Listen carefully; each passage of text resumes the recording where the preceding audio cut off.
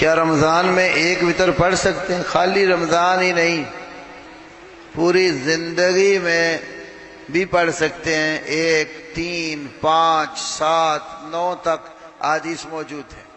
ابو داؤد ابواب الوتر میں ایک حدیث ہے، نبی کریم صلی اللہ علیہ وسلم نے فرمایا، من احب ان یوتر بخمس فلیفعل ومن احب ان یوتر بثلاث فلیفعل ومن احب ان یوتر بواحدۃ فلیفعل۔ ابو داؤد کی حدیث ہے، ابواب الوتر۔ جو بندہ 5 وتر پڑھنا پسند کرے 5 پڑھ لے، 3 پڑھنا پسند کرے 3 پڑھ لے، 1 پڑھنا پسند کرے تو 1 پڑھ لے۔ نبی صلی اللہ علیہ وسلم کا معمول یہ تھا کہ رات کے وقت آپ صلی اللہ علیہ وسلم اللہ کی عبادت 2 رکعات کر کے کرتے جاتے، آخر میں 1 رکعت پڑھ کر ساری رات کی نماز کو طاق بنا دیتے۔ آپ کا فرمان بھی ہے، صلاۃ اللیل مثنی مثنی، اور ایک روایت میں صلاۃ النہار واللیل مثنی مثنی، رات اور دن کی نماز 2 رکعت ہے۔ اور جب بندے کو صبح کے فوت ہونے کا ڈر ہو تو فلیوتر برکعۃ واحدہ، ایک ہی رکعت کے ساتھ ساری رات کی نماز کو وتر بنا ڈالے۔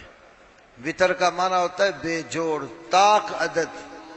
تو جب 2 کر کے پڑھی تو 1 علیحدہ پڑھی تو وہ ساری نماز طاق بن جاتی ہے۔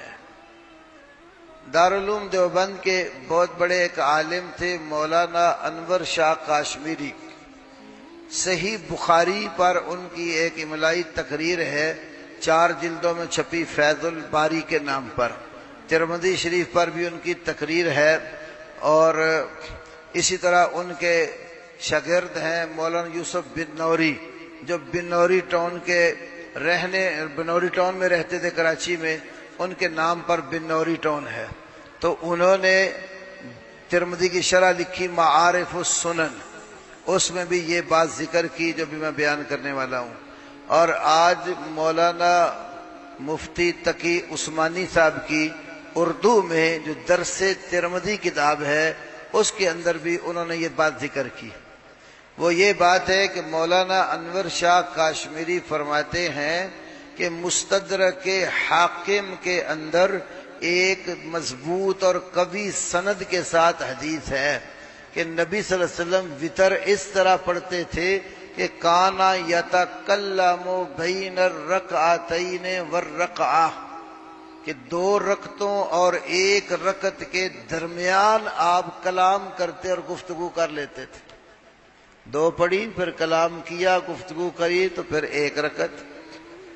اب یہ حدیث خود مانتے ہیں کہ مضبوط سند کے ساتھ ہے، لیکن پھر آگے ایک عجیب سی بات لکھی ہے۔ اس کے بعد لکھتے ہیں کہ مجھے تعجب ہے کہ آج تک کسی حنفی عالم نے اس حدیث کا جواب نہیں دیا، کیونکہ وہ ہمارے بھائی 3 اکٹھی پڑھنے کے قائل ہیں نا، تو اس کا جواب نہیں دیا۔ یہ 2 الگ اور 1 الگ پڑھتے تھے آپ۔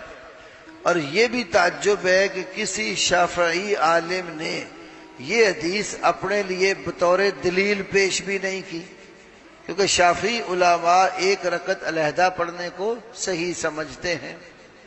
تو پھر کہتے ہیں لقد تفکرت نحو 14 سنة ثم صنع لی جواب، کہتے ہیں میں 14 سال تک سوچتا رہا اس حدیث کا جواب کیا ہو سکتا ہے۔ بھئی اللہ کے بندو، جب آپ خود کہتے ہیں یہ حدیث صحیح ہے، مضبوط ہے، سند درست ہے، تو پھر اس پر یہ سوچنے کی کیا ضرورت ہے کہ آپ 14 سال سوچتے رہے میں حدیث کا جواب کیا دوں؟ حدیث کا جواب نہیں دیتے، حدیث قبول کرتے ہیں، مانتے ہیں۔ جب آپ نے ریسرچ کی، آپ کو پتہ چل گیا کہ یہ واقعہ، یہ بات نبی پاک صلی اللہ علیہ وسلم سے صحیح ثابت ہے، پھر جواب نہیں دیتے، پھر مانتے ہیں، پھر اپنی بات چھوڑتے ہیں۔ ایمان کا تقاضا ہے اطیعوا اللہ و اطیعوا الرسول، اللہ کی بات مانو اور اللہ کے رسول کی بات مانو۔ تو رسول پاک صلی اللہ علیہ وسلم سے یہ بالکل صحیح ثابت ہے، 1 رکعت آپ پڑھ سکتے ہیں، اس کا خالی رمضان سے نہیں کوئی ناتا، یہ روز کی عبادت ہے، رمضان ہو غیر رمضان ہو تو آپ اس کو ایک علیحدہ پڑھنا چاہیں تو اختیار ہے۔